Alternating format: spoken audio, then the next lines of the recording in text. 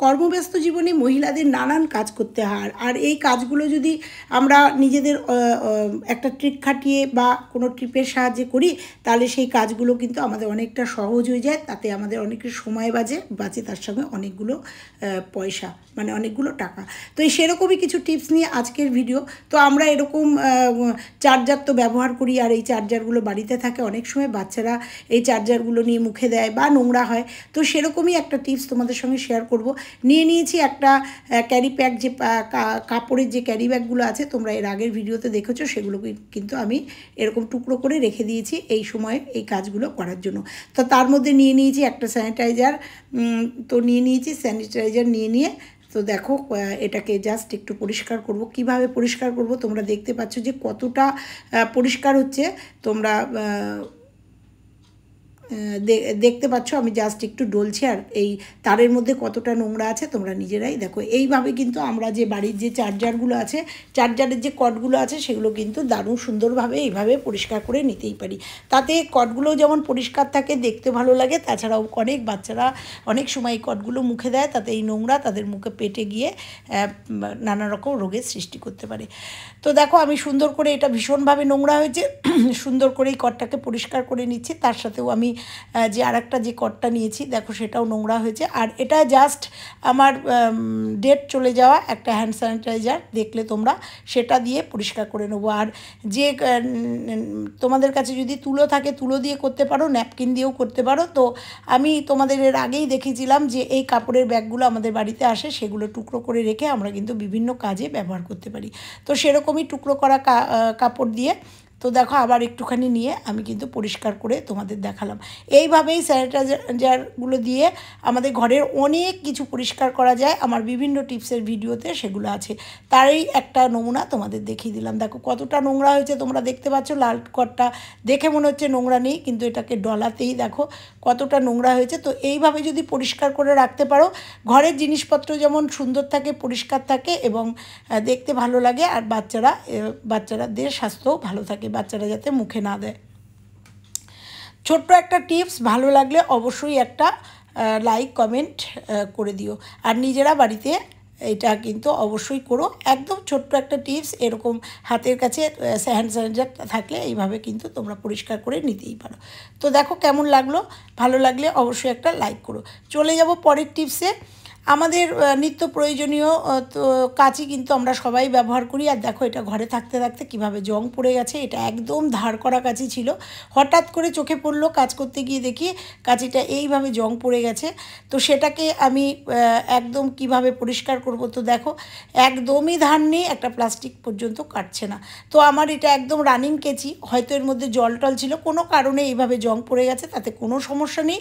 আমি নিজে ঘরেই কিন্তু এটা, আমাকে কোনো কামারের কাছে নিয়ে যেতে হবে না, আমি ঘরেই কিন্তু একদম ধার করে নেব।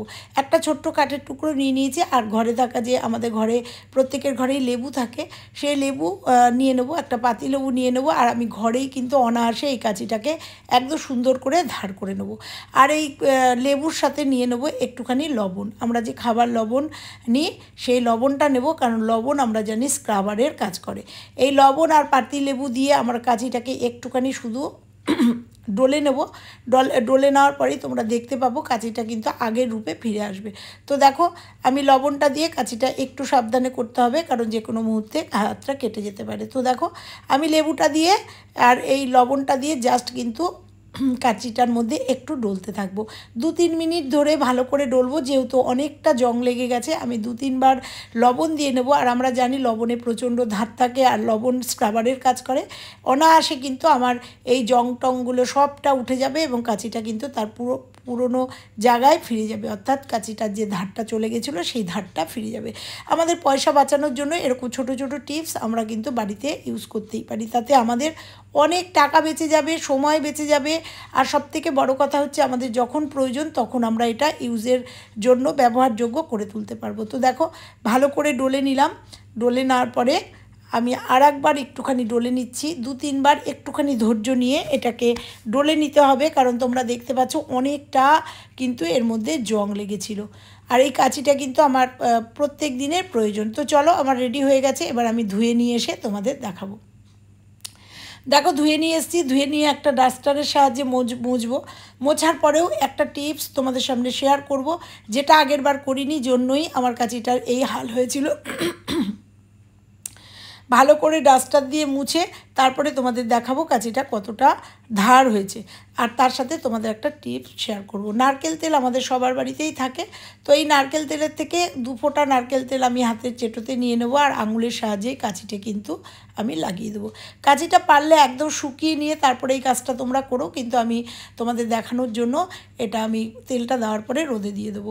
তো দেখো ভালো করে তেলটা ভালো করে নারকেল তেলটা যদি মাখিয়ে দিই তাহলে কিন্তু আমাদের কাছিটা আর জং ধরবে না।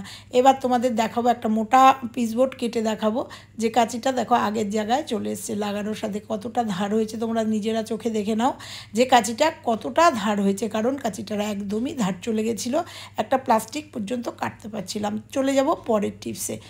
আমরা ঘর মুছতে অনেকেই নিচু হয়ে ঘর মুছতে পারি না, সেক্ষেত্রে আমরা যদি এরকম একটা বোতলের সাহায্যে ঘর মুছি কেমন হয়। তো এই বোতলটার সাহায্যে আমরা কিন্তু দাঁড়িয়ে দাঁড়িয়েই ঘর মুছতে পারি, সুন্দর আমরা একটা মপ বানিয়ে নিতে পারি। তো দেখো 1 লিটারের আমি একটা থামস আপের বোতল নিয়েছি, আর এই বোতলের মাঝখানটা একটুখানি গোল করে কেটে নেবো। তোমরা চাইলে রাউন্ড করে দাগ দিয়ে নিতে পারো কোনো পেন্সিল দিয়ে, তো আমি দাগ দেবো না, আমি আন্দাজ করেই গোল করে কাটবো। খেয়াল রাখতে হবে গোলটা যেন একদম বড় না হয়ে যায়, একদম যে আমি যে ওয়াইপারটা নিয়েছি, মানে আমার যে ওয়াইপারটা নষ্ট হয়ে গেছে সেই হ্যান্ডেলটা নিয়েছি, তোমরা দেখতে পাচ্ছ। তোমরা চাইলে এরকম যে কোনো লাঠি নিতে পারো, সেই ওয়াইপারটার মুখের মাপ করেই আমি কিন্তু আন্দাজে এখানে একটা কেটে নেব। এটা খুব আস্তে ধীরে কাটতে হবে, তোমরা চাইলে চাকু গরম করে নিয়েও কাটতে পারো, যার যেভাবে সুবিধা। আমি এইভাবে কেটে নিচ্ছি কারণ এই প্লাস্টিকগুলো অনেকটাই নরম হয়, এগুলো এই দিয়ে কাটা যায়। তো দেখো আমি সুন্দর করে এখানে মাপ দিয়ে, তোমরা চাইলে এখানে মাপ দিয়ে গোল করে রাউন্ড করে নিয়ে কাটতে পারো, তাতে অনেকটা সুবিধা হবে। আবার লোহার যদি হয়, আমার এটা কিন্তু লোহার, এটা যদি গরম করেও আমি কিন্তু এখানে বসিয়ে দিতে পারতাম, কিন্তু তোমাদের দেখানোর জন্য আমি এটা দেখালাম যে এটা দেখো কাটা হয়ে গেছে। সুন্দর করে গোল করে কেটে দেবো, আর এটা খুব প্রয়োজনীয় একটা জিনিস আমাদের তৈরি হবে। দেখতে থাকো, দেখলে পরেই বুঝতে পারবে যে কতটা সহজভাবে আমরা ঘর মোছার একটা জিনিস মপ কিন্তু বাড়িতেই বানিয়ে নিতে পারি। তো দেখো এটা হয়ে গেছে, এটা ঠিক উল্টো দিকে আবার সেম একটা গোল রাউন্ড করে মাপ করে নিয়ে রাউন্ড করে উল্টো দিকেও আমি একটা ছিদ্র করে নেব। তো এটা আবার বলছি মাথায় রাখতে হবে যে এটার মাপটা যেন একদম সুন্দর হয়, নালে কিন্তু এটা লুজ হয়ে গেলে আমরা এটা কাজটা করতে পারবো না, আবার কিন্তু তাহলে সেলো টেপ লাগাতে হবে। তো দেখো উল্টো দিকে আমি চাকু দিয়েই রাউন্ড করে কেটে নেব, রাউন্ড করে কেটে নিয়ে উল্টো দিকে কাটাটা কিন্তু অনেকটা সুবিধা হবে। তোমরা আবার বলছি তোমরা পেন্সিল দিয়ে 2টো রাউন্ড করে নিয়ে তারপরে কেটে নিও। তো কেটে নেওয়ার পরে দেখো একটা এত সুন্দর মপ তৈরি হবে, আর এত সুন্দর আমরা আমাদের ফ্লোর পরিষ্কার করতে পারবো, তোমরা দেখলে অবাক হয়ে যাবে। প্রত্যেকে যদি বাড়িতে এরকম একটা মপ তৈরি করে রাখো নিজেরা ফেলে দেওয়া জিনিস দিয়ে, কারণ আমার ওই মপটাও নষ্ট হয়ে গেছে, সেই হ্যান্ডেলটাও ফেলিনি, এদিকে আমাদের এই বোতল কিন্তু ঘরে থাকে। তো দেখো উল্টো দিকে কথা বলতে বলতে উল্টো দিকে ছিদ্রটা করে নিয়েছি, আর কতটা আটকেছে তোমরা দেখতে পাচ্ছ। আমি কিন্তু নড়াচ্ছি সমানে, বোতলটা কিন্তু নড়ছে না। তো এইভাবে যদি একটা মপ তৈরি করে রাখি আমাদের অনেকটা সুবিধা। যারা নিচুতে বসে ঘর মুছতে পারো না তাদের জন্য কিন্তু দারুণ সুন্দর একটা মপ বানিয়ে নিলাম। তো দেখো আমি কতবার করে নাড়াচ্ছি, এটা কিন্তু একদম সুন্দরভাবে আটকে রয়েছে। এবার কি করব, বাড়িতে যদি ছোট গেঞ্জি থাকে, বড় গেঞ্জি দিয়েও হবে। আমি আমার একটা খুদের গেঞ্জিটা অবশ্যই ছোট হয়ে গেছে, কিন্তু গেঞ্জিটা ভালো আছে। তোমাদের দেখানোর জন্য গেঞ্জিটাকে প্রথমে ভিজিয়ে নিয়ে আসলাম। তোমরা কিন্তু এটাকে ভিজিয়ে নিয়ে আসতে হবে, ভিজিয়ে না নিয়ে আসলে পরবর্তীতে ভেজাতে অসুবিধা হবে। তো গেঞ্জিটাকে আমি ভিজিয়ে নিয়েছি, ভিজিয়ে নিয়ে দেখো গলার সাইড দিয়ে, নিচের সাইড দিয়ে গলাটা যাতে এখানে আটকে যায় সুন্দরভাবে এখানে পরিয়ে নিলাম। তোমরা চাইলে বড় গেঞ্জিও নিতে পারো, একই কাজ হবে। তো দেখো নেওয়ার পরে কত সুন্দরভাবে আটকে গেল, ক্লিপ গার্ডার কিচ্ছু দিতে হবে না, সুন্দরভাবে এটাকে দিয়ে কিন্তু আমরা আমাদের যে বারান্দা ঘর সুন্দরভাবে মুছে নিতেই পারি। তো দেখো কত সুন্দরভাবে একটা মপ তৈরি করে নিলাম, কত পয়সা বাঁচলো আসলো, আমরা দাঁড়িয়ে দাঁড়িয়ে যারা বসতে পারো না তাদের জন্য খুব সুন্দর একটা মব আমি তৈরি করে দেখালাম। কেমন লাগলো আজকের টিপসগুলো? ভালো লাগলে লাইক, কমেন্ট, শেয়ার, আর চ্যানেলে নতুন হলে চ্যানেলটা সাবস্ক্রাইব করে পাশের বেল আইকনটা প্রেস করে দিও। আর আমি যে টিপসগুলো তোমাদের সঙ্গে শেয়ার করি অবশ্যই বাড়িতে সেগুলো তোমরা ইউজ করে দেখো। ভীষণ ইউজফুল টিপস এবং ভীষণ উপকারে লাগবে এবং অনেকগুলো পয়সা তোমাদের বেঁচে যাবে। কারণ এখন মবের কিন্তু অনেক দাম। সেই মব যদি নষ্ট হয়ে যায় সেই লাঠিটা না ফেলে এইভাবে তোমরা একটা মব বানিয়ে নেবে। তো দেখো কত সুন্দর হলো। আবার ফিরছি অন্য কোনো টিপসের সাথে, ততক্ষণের জন্য সবাই ভালো থেকো।